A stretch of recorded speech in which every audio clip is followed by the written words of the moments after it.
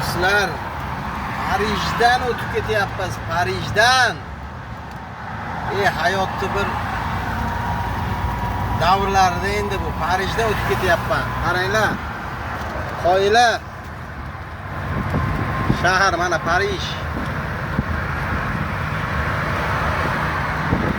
Через 3 километра сверните на съезд направо.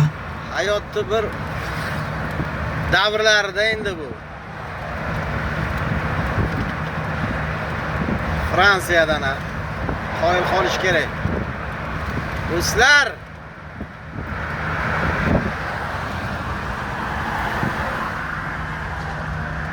shunday gaplar.